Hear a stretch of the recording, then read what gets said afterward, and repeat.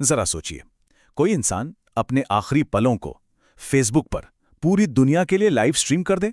कुछ ऐसा ही हुआ उत्तराखंड के एक किसान सुखवंत सिंह के साथ। आज हम इसी दिल दहला देने वाले मामले की तह तक जाएंगे। मैं एक किसान हूं और मैं मर चुका हूं।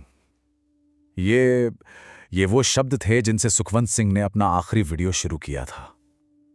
सिर्फ ये एक लाइन ही इस पूरी कहानी का दर्द बयां करने के लिए काफी है ना? तो आखिर कौन थे सुखवंत सिंह?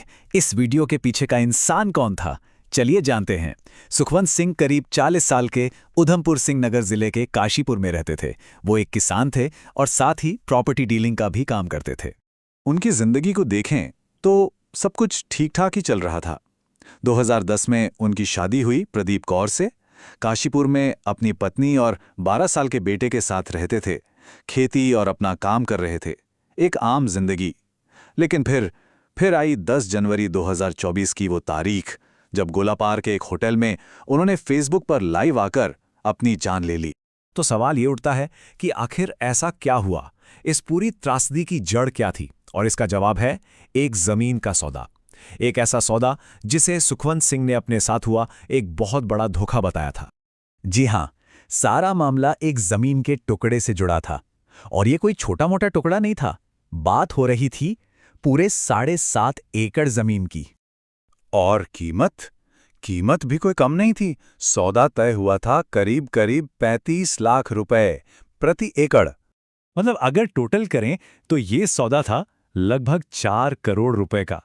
जरा सोचिए, 4 करोड़, ये एक बहुत बड़ी रकम होती है। शायद सुखवंत सिंह की जिंदगी भर की कमाई इसमें लगी हुई थी। और यहीं इसी सौदे में उनके मुताबिक सारा खेल हुआ। सुखवंत का आरोप बिल्कुल साफ था। उन्होंने जिस जमीन के लिए पैसे दिए थे वो जमीन उन्हें मिली ही नहीं। उसकी जगह धोखे से उनके नाम पर किसी कम कीमत वाली जमीन की रजिस्ट्री कर दी गई। अच्छा, जब उन्हें इस धोखे का एहसास हुआ तो सुखवंत सिंह ने हार नहीं मानी। उन्होंने इंसाफ के लिए लड़ने का फैसला किया और यहीं से शुरू हुई उनकी एक, कह सकते हैं, हताश कर देने वाली लड़ाई। अब बस अंदाजा लगाइए, पिछले 4 से 6 महीने वो लगातार चक्कर काटते रहे। कभी थाना ITI, तो कभी पैगा चौकी, तो कभी SSP ऑफिस, सिर्फ इंसाफ की एक उम्मीद में। पर हुआ क्या? उनके आरोपों के मुताबिक उन्हें मदद तो नहीं मिली, उल्टा 17 दिसंबर को तो उन्हें SSP ऑफिस से डांट डपट कर भगा दिया गया। उनके आरोप बहुत सीधे और गंभीर थे कि पुलिस कुछ नहीं कर रही, बदसलूकी कर रही है और शायद लैंड माफिया से मिली हुई है। और सिस्टम से उनका भरोसा किस कदर टूट चुका था, इसका अंदाजा उनके आखिरी वीडियो के इन शब्दों से लगता है। ये सुनकर रोंगटे खड़े हो जाते हैं। उन्होंने कहा, मेरे मरने के बाद मेरे शरीर के अंग बेच देना और उससे जो भी पैसा आए उसे SSP, थाना ITI और पैगा चौकी के अधिकारियों को दे देना ताकि उनके बच्चे ऐश कर सकें। सुखवंत सिंह के जाने के बाद उनका परिवार सामने आया। उन्होंने प्रशासन से सीधी सीधी जवाबदेही मांगी और उन्होंने एक बहुत बड़ा कदम उठाया। उन्होंने कहा कि जब तक उनकी मांगें नहीं मानी जाती वो अंतिम संस्कार नहीं करेंगे। तो आखिर क्या थीं परिवार की मांगें? देखिए, 3 बहुत ही साफ मांगें थीं। पहली, उस फेसबुक लाइव वीडियो को ही एक ऑफिशियल स्टेटमेंट माना जाए और उसमें जितने भी नाम लिए गए हैं सबके खिलाफ केस दर्ज हो। दूसरी मांग कि मामले की जांच CBI से कराई जाए।